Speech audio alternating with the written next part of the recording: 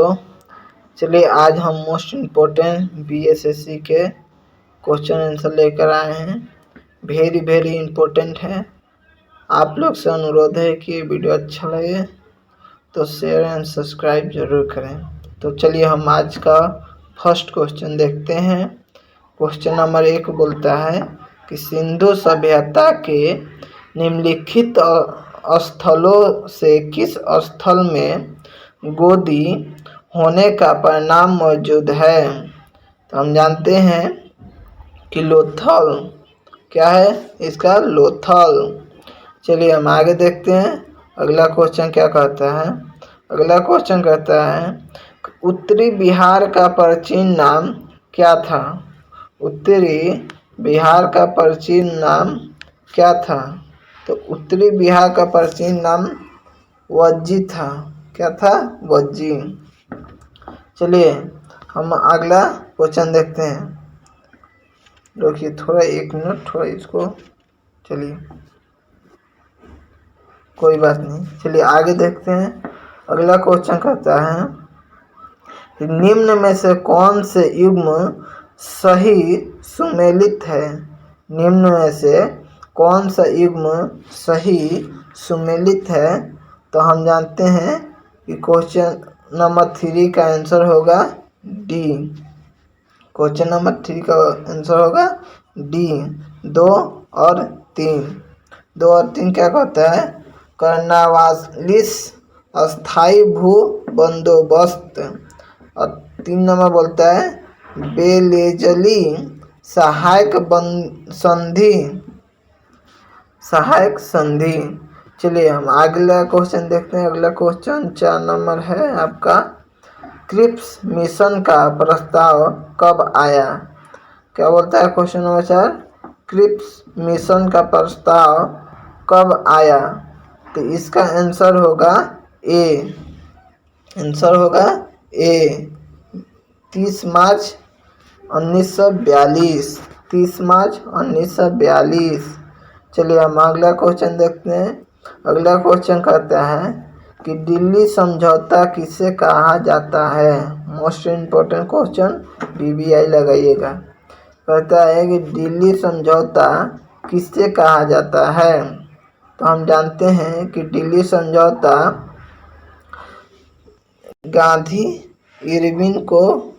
Gandhi Irwin समझौता कहा जाता है। गांधी इरविन समझौता कहा जाता है।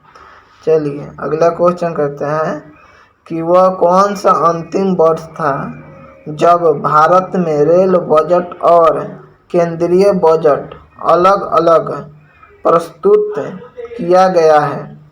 तो हम जानते हैं कि यह 2016 में किया गया था। 2016 में किया गया था। चलिए अगला क्वेश्चन देखते हैं। अगला क्वेश्चन कहता है 1919 यानी 20 के दौरान दरभंगा राज्य में किसान आंदोलन का नेता कौन था। वेरी इंपॉर्टेंट क्वेश्चन, बीबीआई लगाइएगा। बोल रहा है कि 1919-20 के दौरान दरभंगा राज्य में किस आंदोलन का नेता कौन,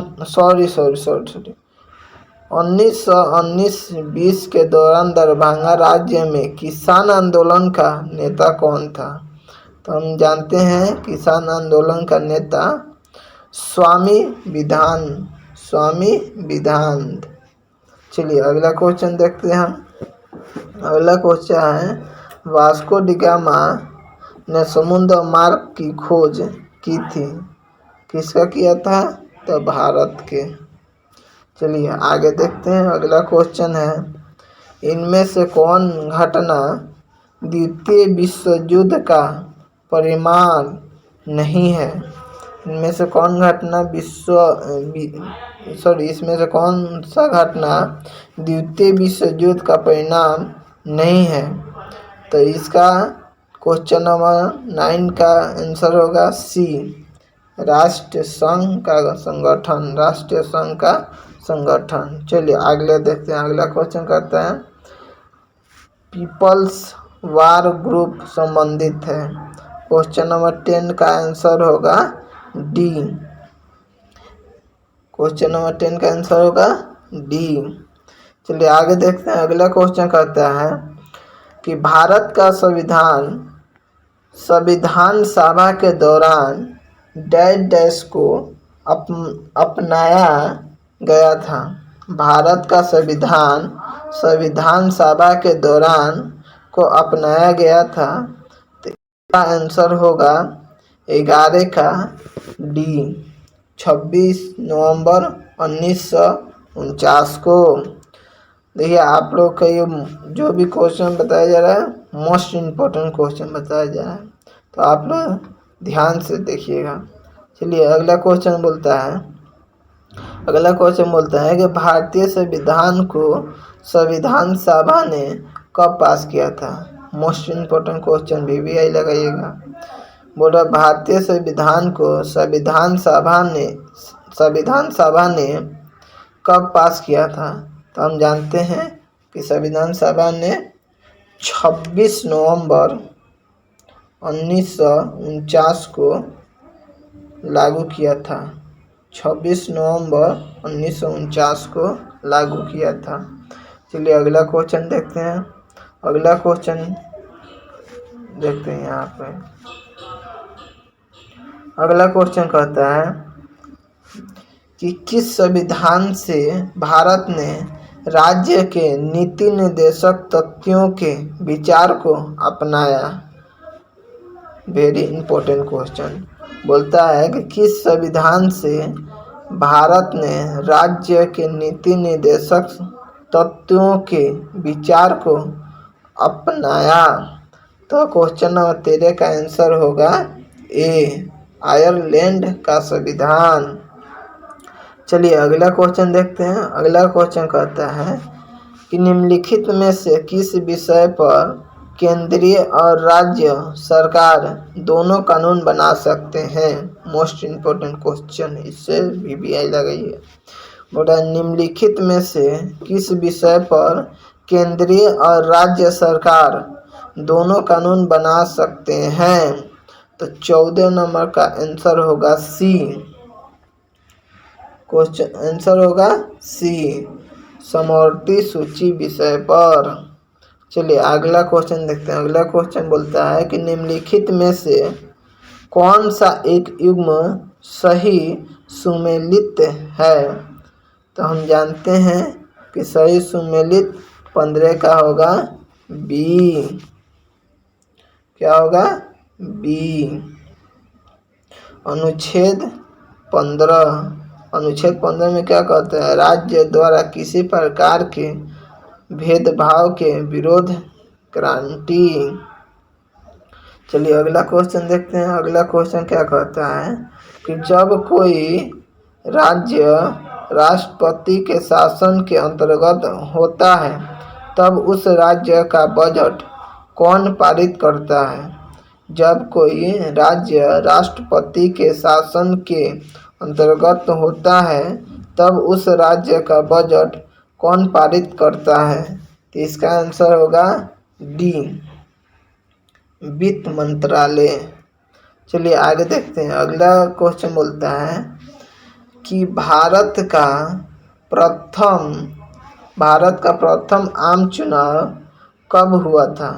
भारत का प्रथम आम चुनाव कब हुआ था। तो हम जानते हैं कि 1951-52 में।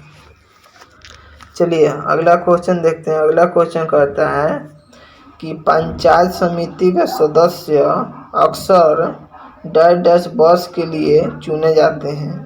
कहने का मतलब है कि पंचायत समिति के सदस्य अक्सर कितने वर्ष के लिए चुने जाते हैं। तो हम जानते हैं कि 5 वर्ष के लिए चुने जाते हैं। आंसर होगा बी। चलिए आगे देखते हैं। अगला क्वेश्चन कहता है कि सितंबर 2018 में किस भारतीय राज्य के पहले नागरिक विमान पतन का उद्घाटन किया गया था।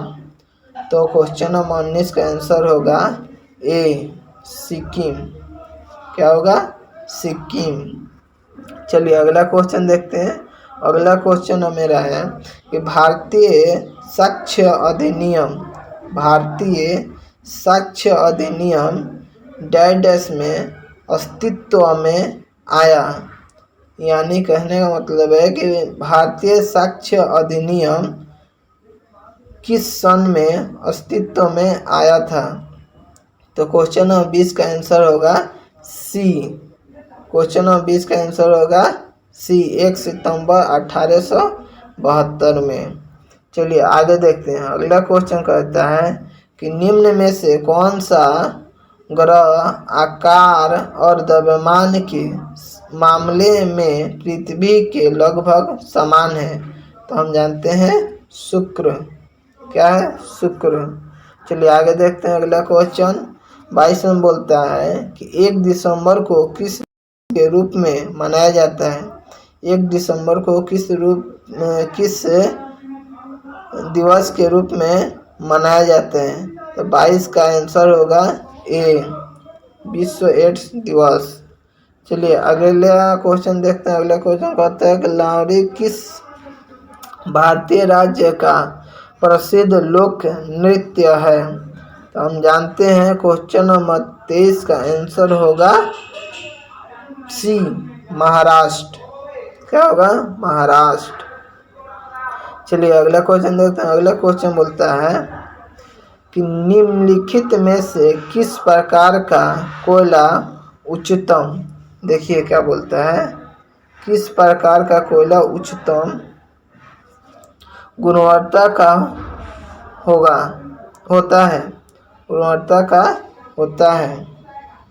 चलिए क्वेश्चन नंबर 24 क्या है कि निम्नलिखित में से किस प्रकार का कोयला उच्चतम गुणवत्ता का होता है। तो हम जानते हैं कि एंथ्रेसाइट होता है। क्वेश्चन नंबर 24 का आंसर डी। चलिए अगला क्वेश्चन देखते हैं। अगला क्वेश्चन मेरा है, अगला क्वेश्चन है विश्व का सबसे गहरा महासागर है। विश्व के सबसे गहरा महासागर कौन है? तो प्रशांत महासागर। कौन है? प्रशांत महासागर। चलिए अगला क्वेश्चन देखते हैं। अगला क्वेश्चन कहता है कि निम्न में से कौन सा एक भूबद्ध राज्य है। कौन है? तो हम जानते हैं बिहार। कौन है? बिहार। चलिए अगला क्वेश्चन देखते हैं। अगला क्वेश्चन कहता है कि निम्नलिखित में से प्रायद्वीपीय भारत की सबसे बड़ी नदी कौन सी है। तो हम जानते हैं गोदावरी। कौन सी है? गोदावरी। क्वेश्चन नंबर 27 का आंसर बी। चलिए आगे देखते हैं। अगला क्वेश्चन बोलता है कि किस बहुउद्देश्य नदी घाटी परियोजना का निर्माण महानदी पर हुआ। किस बहुउद्देशीय नदी घाटी परियोजना का निर्माण महानदी पर हुआ। तो क्वेश्चन नंबर 28 का आंसर होगा बी।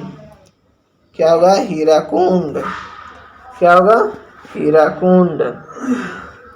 चलिए अगला क्वेश्चन देखते हैं। अगला क्वेश्चन है किस भारतीय राज्य में सार्वजनिक क्षेत्र में वन स्थित है। मोस्ट इम्पोर्टेंट क्वेश्चन, इसे BBI लगाइएगा। किस भारतीय राज्य में सार्वजनिक क्षेत्र में वन स्थित है। तो हम जानते हैं किस राज्य में है, तो मध्य प्रदेश। क्वेश्चन नंबर 29 का डी। चलिए अगला क्वेश्चन बोलता है कि मध्य प्रदेश में खेती की कृषि विधि झूम कृषि को डैश डैश भी कहते हैं। मध्य प्रदेश में खेती की कृषि विधि झूम कृषि को और किस नाम से भी जाना जाता है, तो दहिया। क्वेश्चन नंबर 30 का आंसर होगा सी, दहिया। चलिए अगला क्वेश्चन देखते हैं। अगला क्वेश्चन कहता है कि राष्ट्रीय खाद्य सुरक्षा मिशन का लक्ष्य निम्नलिखित में से किन उत्पादों के उत्पादन को बढ़ाना है। तो हम जानते हैं कि राष्ट्रीय खाद्य सुरक्षा मिशन का लक्ष्य हमेशा ये रहता है कि फर्स्ट चावल, सेकेंड गेहूँ, थर्ड दलहन, फोर्थ मोटे अनाज। यानी कि क्वेश्चन नंबर 31 का आंसर होगा डी। क्वेश्चन नंबर 31 का आंसर होगा डी। चलिए अगला क्वेश्चन देखते हैं। इसका क्वेश्चन नंबर 31 का होगा डी। चलिए अगला क्वेश्चन देखते हैं। अगला क्वेश्चन है जनगणना 2011 के अनुसार निम्न में से किस राज्य का जनसंख्या घनत्व सबसे कम है। निम्नलिखित में जनगणना 2011 के अनुसार निम्न में से किस राज्य का जनसंख्या घनत्व सबसे कम है। तो हम जानते हैं किसका है, मेघालय। क्वेश्चन नंबर 32 का आंसर ए। चलिए अगला क्वेश्चन देखते हैं। अगला क्वेश्चन क्या कहता है कि भारत के भुगतान संतुलन के चालू खाते में रुपए की पूर्ण परिवर्तनशीलता कब हुई। तो कब हुई, क्वेश्चन नंबर 33 का आंसर होगा सी, 19 अगस्त 1994। चलिए अगला क्वेश्चन देखते हैं। अगला क्वेश्चन बोलता है कि बैंक नोट प्रेस कहाँ स्थित है। वेरी इम्पोर्टेंट क्वेश्चन है, इसे VVI लगाइएगा। चलिए क्वेश्चन बोलता है बैंक नोट प्रेस कहाँ स्थित है। तो हम जानते हैं कि बैंक नोट प्रेस देवास में स्थित है। कहाँ है स्थित, देवास में। क्वेश्चन नंबर 34 का आंसर बी।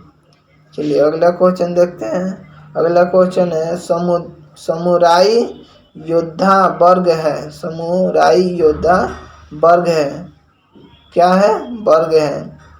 तो क्वेश्चन नंबर 35 का आंसर होगा सी, क्या है, जापान में है।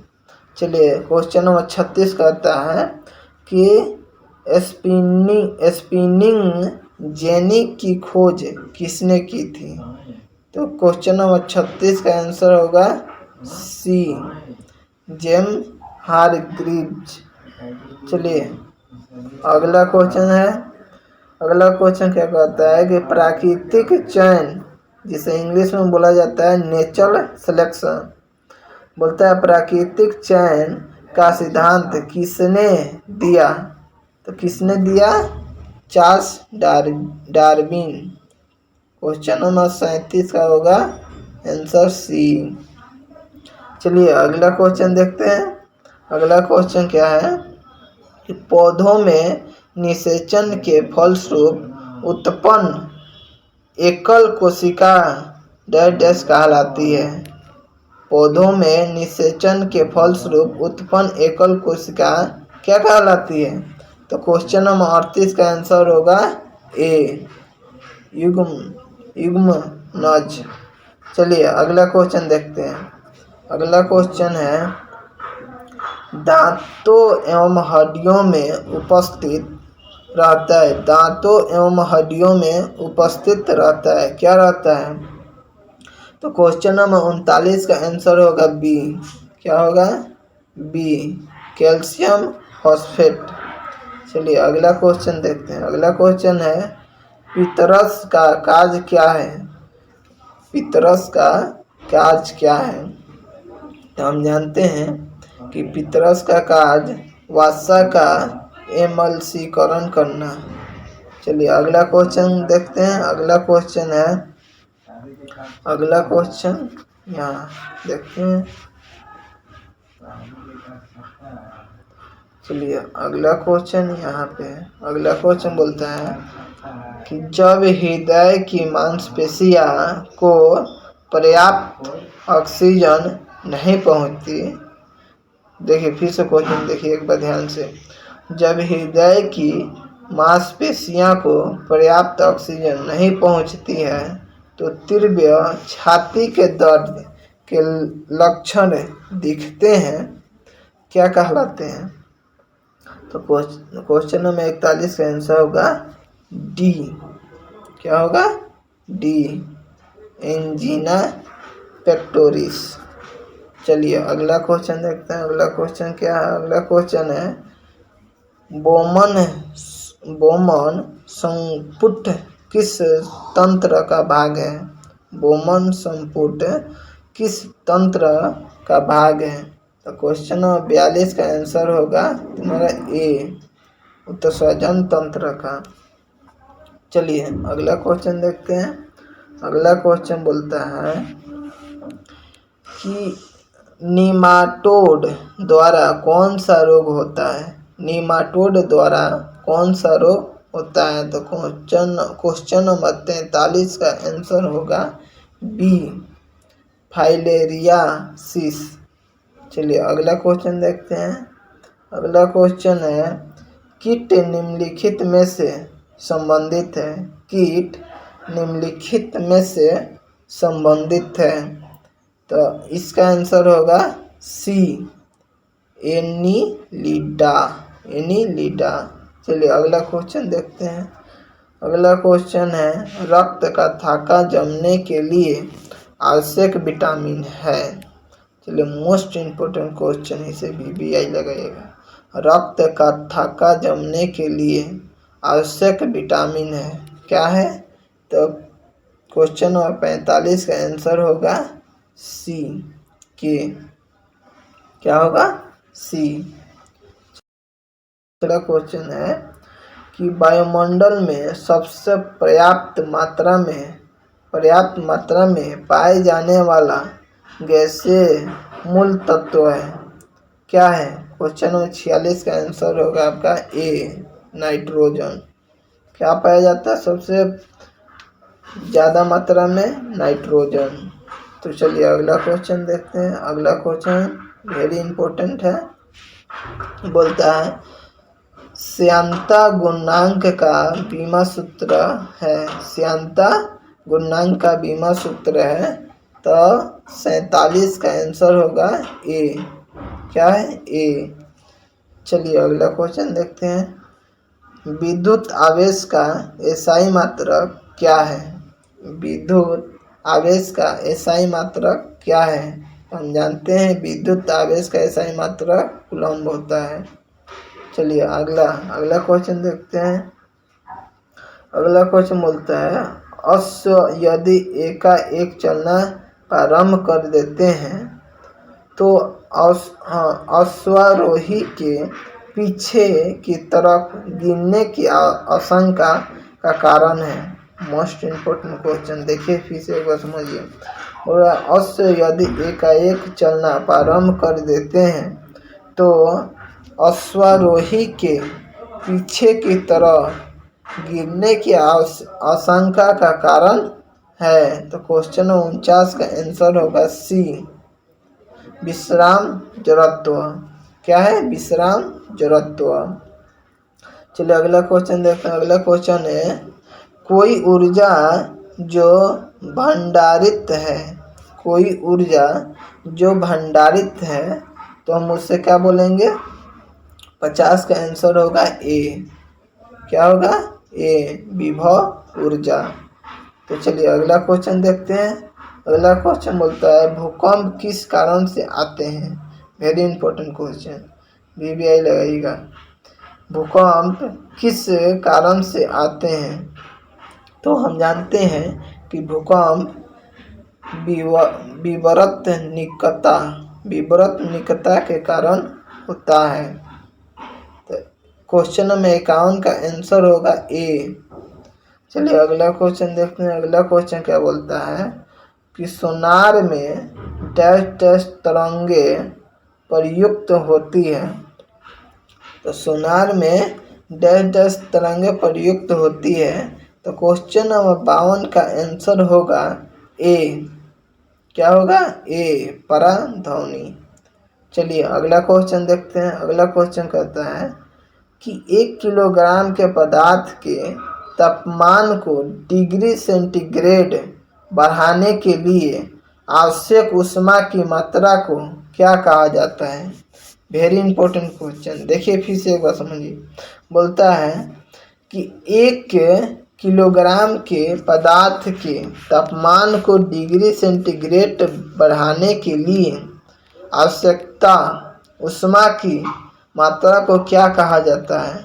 तो इसका आंसर होगा बी, विशिष्ट ऊष्मा धारिता। क्या होगा?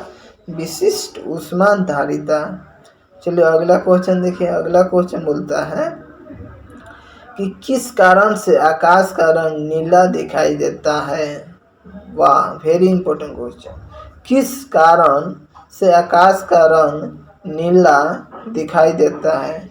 हम जानते हैं कौन सा है, सी। कौन क्या है? सी, प्रकाश के परिकिरण के कारण। क्या है? प्रकाश के परिकिरण के कारण। चलिए अगला क्वेश्चन है। अगला क्वेश्चन बोलता है कि तारों को जोड़ने की प्रक्रिया कहलाती है। कहने का मतलब है कि तारों को जोड़ने की प्रक्रिया क्या कहलाती है। तो इसका आंसर है क्वेश्चन नंबर 55 का डी, श्रृंखला बंध। क्या कहलाती है? श्रृंखला बंध। चलिए अगला क्वेश्चन देखते हैं। अगला क्वेश्चन है, लोहे की तीली से भरी हुई एक नाव तालाब के पानी में तैर रही है। जब लोहे की तीली को हटा दिया जाए तब पानी का स्तर क्या होगा। Very important question. फिर से एक बार समझिए इसको। इस क्वेश्चन को बोल रहा है, लोहे की तीली से भरी हुई एक नाव तालाब के पानी में तैर रही है। जब लोहे की तीली को हटा दिया जाए तब पानी का स्तर क्या होगा। तो क्या होगा? घटेगा। पानी का स्तर घटेगा। तो आंसर होगा बी। क्वेश्चन नंबर 56 का आंसर बी। तो आज का यहीं पर हम समाप्त करते हैं। हमको विश्वास होगा ये वीडियो अच्छा लगा होगा। चलिए थैंक यू।